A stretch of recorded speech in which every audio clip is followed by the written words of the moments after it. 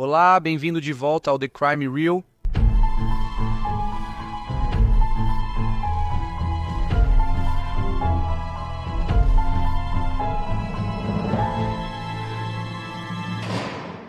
A história de hoje analisa a vida e a morte horrível de Maria Gregory, uma avó de 94 anos de Heysham, em Lancashire, e como seu assassino conseguiu escapar impune até se incriminar, não apenas uma vez, mas em duas ocasiões diferentes. Maria, professora aposentada de 94 anos, seguia independente e morava sozinha. Ela recebia apoio de cuidadores que a visitavam várias vezes ao dia e, apesar de ter sido diagnosticada com demência, conseguia manter sua independência com esse suporte adicional.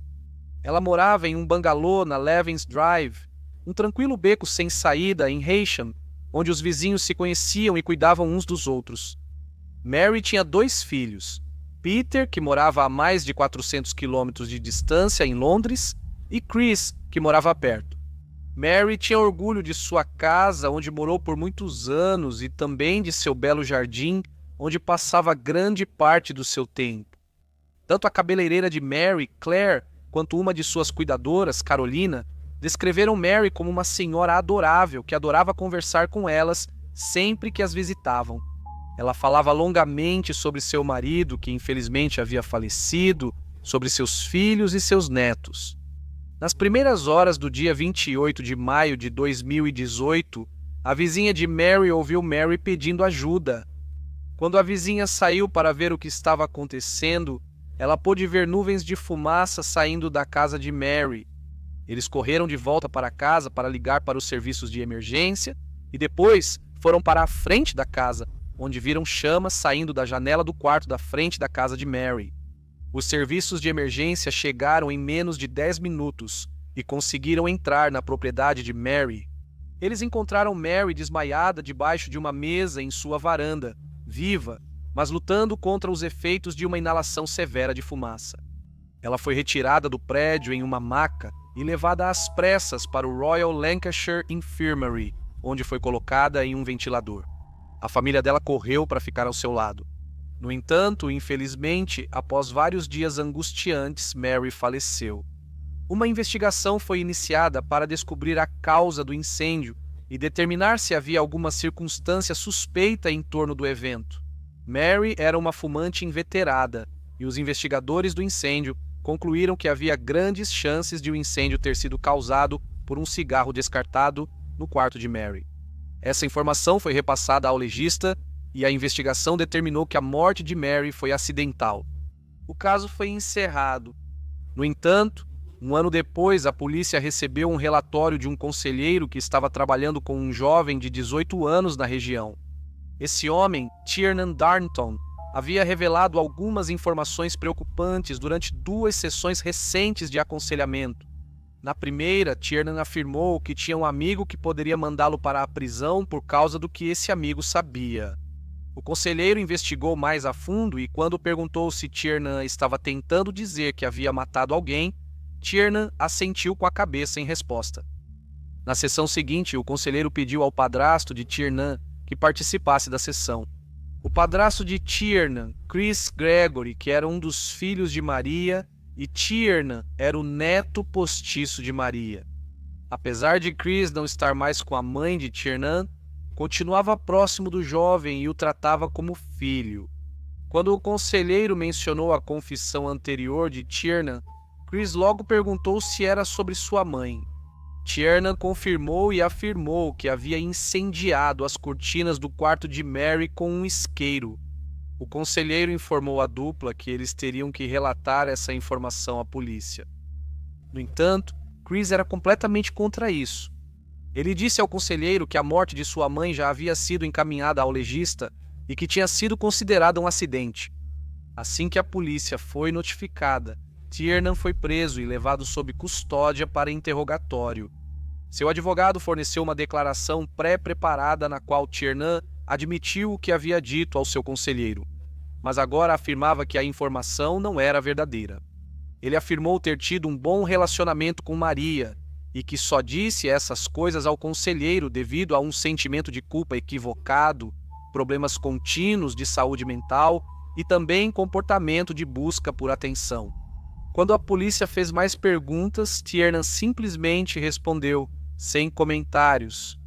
Chris apoiou Tiernan durante o processo de entrevista, ficando totalmente do lado dele e se recusando a acreditar que Tiernan havia prejudicado sua mãe de qualquer forma.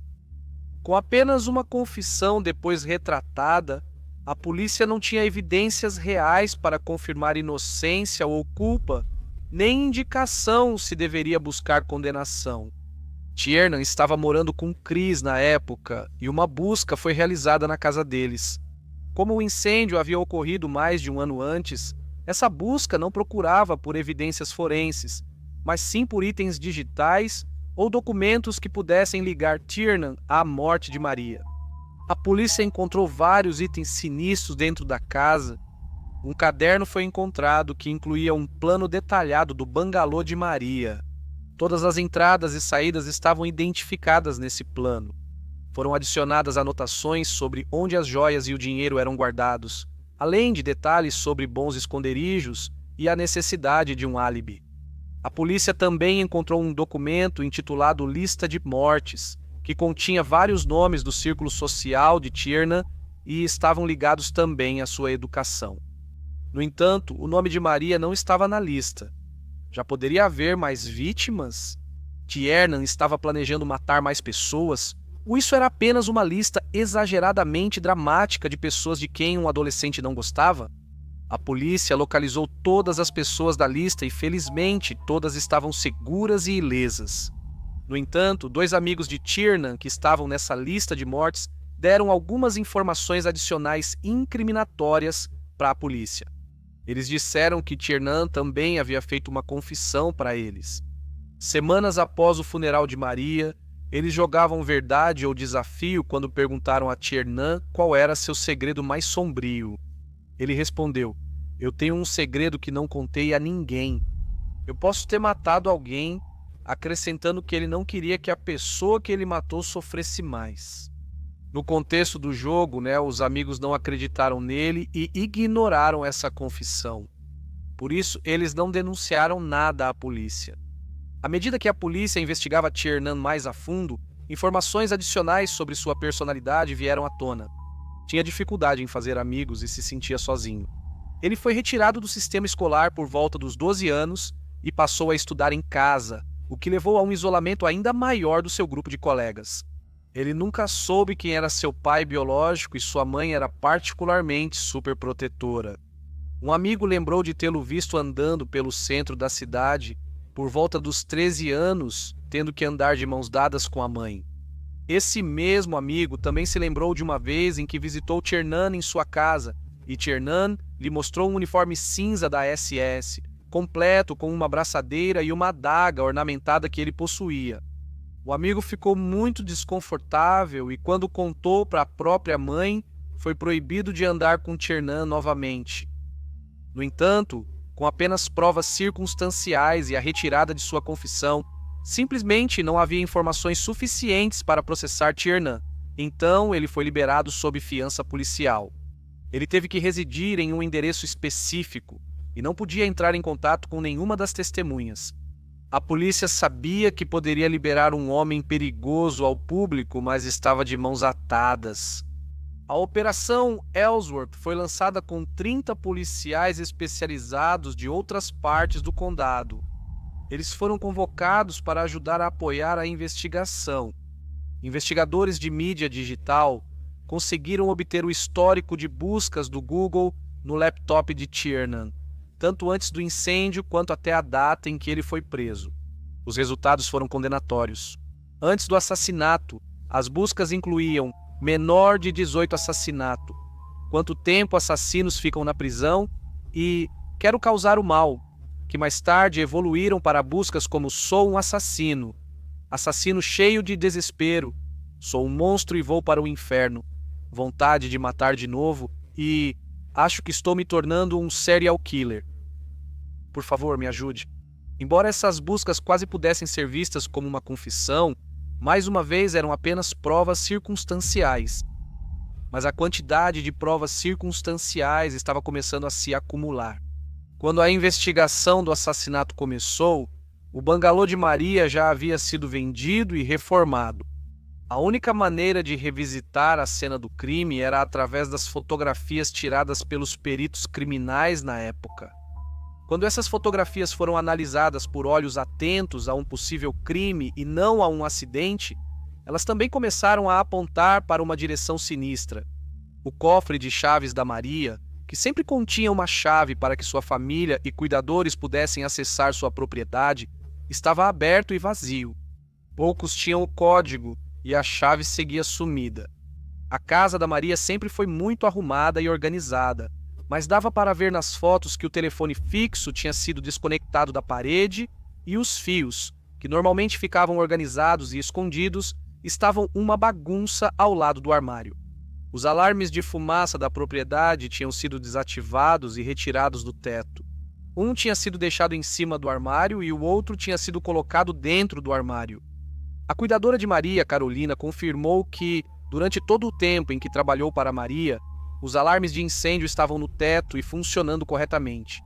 A polícia não tinha motivo para acreditar que Maria, de 94 anos, de repente tivesse decidido subir em uma cadeira e desativá-los.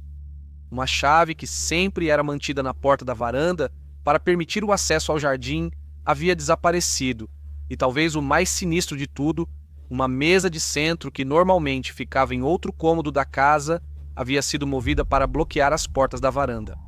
Felizmente, os investigadores da época também tiraram fotografias detalhadas do registro de cuidados. Essa pasta ficava na casa e era usada pelos cuidadores para registrar detalhes dos cuidados com Maria em cada visita. Isso era para permitir a continuidade entre diferentes cuidadores e membros da família. Esse registro permitiu que a polícia construísse um quadro detalhado do dia anterior à morte de Maria. A cuidadora de Maria, Carolina, havia visitado em 3 ocasiões diferentes naquele dia: café da manhã, almoço e uma visita à noite. Quando ela chegou para a visita à noite, entre 18h30 e 19h, a porta estava aberta com a chave na fechadura. Maria estava sentada na varanda e estava muito brava. Tiernan também estava na casa e, como costumava fazer, estava comendo a comida da Maria e geralmente fazendo bagunça.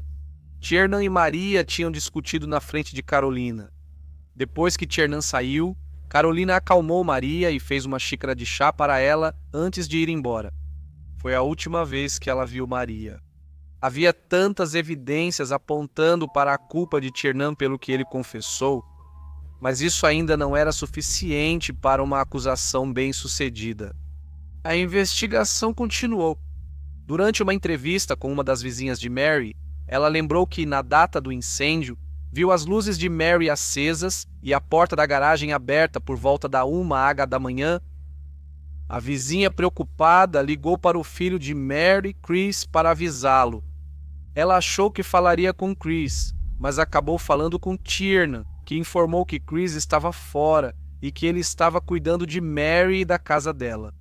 Tiernan informou a vizinha que resolveria isso pela manhã. Horas depois, um leiteiro lembrou que viu a porta da garagem aberta na propriedade, mas as luzes estavam apagadas. Quando o corpo de bombeiros chegou, a porta da garagem estava fechada. Alguém definitivamente esteve na casa, mas a polícia precisava provar que essa pessoa era Tiernan. Em abril de 2020, 23 meses após o incêndio, a polícia finalmente conseguiu o avanço que precisava tão desesperadamente. Entre as fotografias tiradas após o incêndio, havia uma foto da lixeira da cozinha. A polícia sabia o que deveria estar lá pelos detalhes fornecidos no registro dos cuidadores sobre a comida e bebida dadas para Maria. No entanto, eles não conseguiram explicar uma sacola plástica que estava bem no topo da lixeira. A sacola de um posto de gasolina local tinha túneis, embalagens de bolinho de chá e uma lata vazia de Coca-Cola. Coisas que Maria nunca comeu ou bebeu. Isso estava sobre o lixo posto na lixeira pelos cuidadores e claramente foi colocado lá após eles irem embora naquele dia. A polícia visitou a oficina local, mas com pouca esperança de que essa transação de quase 2 anos atrás levasse a algum lugar. Como esperado, As imagens do circuito interno já não existiam mais, mas o sistema informatizado do caixa permitiu incluir os parâmetros de data e produto, o que posteriormente mostrou que foi Tiernan quem comprou os bolinhos de chá e a lata de bebida a caminho da casa de Maria naquela noite. A polícia finalmente tinha a prova de que precisava para colocar Tiernan na cena do incêndio. Ele foi preso e acusado pelo assassinato de Maria. Em novembro de 2021, ele se disse inocente da acusação. Sua equipe de defesa afirmou que ele não foi à casa de Maria naquela noite e que ele não era responsável. Chris era extremamente leal a Tiernan e também foi chamado como testemunha de defesa. Quando Tiernan foi ao banco das testemunhas, estava confiante nas provas apresentadas. Ele queria se mostrar como um neto dedicado que não tinha feito nada de errado, mas de repente mudou sua versão dos acontecimentos. Ele admitiu que era responsável pela morte de Mary, mas alegou que foi uma eutanásia, pois não queria que ela sofresse mais. No dia 11 de novembro de 2021, o júri deu o veredito de culpado. Na audiência de sentença, o juiz disse que rejeitava a ideia de que aquilo havia sido um ato de misericórdia por parte do então jovem de 17 anos, afirmando que ninguém poderia seriamente pensar que prender uma idosa em um prédio em chamas seria um ato de misericórdia. O assassinato já rondava sua mente há tempos. Você sempre foi fascinado por serial killers e seus crimes. Você tinha pensamentos sombrios. Antes da sentença, notou-se a falta de remorso de Tiernan, as evidências falsas apresentadas e o fato de ele ser menor na época do crime. Tiernan foi condenado à prisão perpétua, com um período mínimo de 15 anos, antes que a liberdade condicional fosse considerada. O filho de Mary, Pedro, disse ao tribunal que as ações de Tiernan, que não tinha nenhuma ligação biológica ou legal com nossa família, continuaram a ter repercussões em toda a sua família. Saber que a morte da minha mãe foi causada por Tiernan Danton, a quem havíamos recebido de bom grado em nossa casa, é revoltante e devastador. Ele ia muito à casa da mamãe nos meses antes de sua morte. Ela o desprezava e não confiava nele, não queria que ele chegasse perto dela. Ele continuou dizendo que agora precisa conviver com o peso de que seu irmão não ouviu os avisos da mãe, e ainda deu a Tiernan acesso às chaves da casa dela. Peter também acrescentou que nunca aceitou que Mary tivesse morrido em um acidente. Obrigado por ouvir o caso de hoje. Por favor, clique em curtir, comente aqui embaixo e inscreva-se no canal. O crime leve de hoje aconteceu em Providence, Rhode Island. Misa enviou seu gatinho muito amado, Moon. Seus crimes incluem gritar o mais alto que pode quando ouve Miss Sun andando por aí. Moon é um escalador prolífico e adora escalar as paredes de tijolos da casa dele. A raça dele é Maine Coon, mas como o nome dele é Moon, Mizan diz que ele é da raça Moon Coon. Muito obrigado por enviar novos potenciais pequenos criminosos. Eles serão apresentados nas próximas semanas e meses. Muito obrigado por ouvir o Crime Real. Fiquem seguros, até logo. Além disso, a Igreja de São Pedro é um dos lugares de culto cristão mais antigos da Europa Ocidental. Ela também possui 8 túmulos escavados na rocha que datam do século X. Até logo.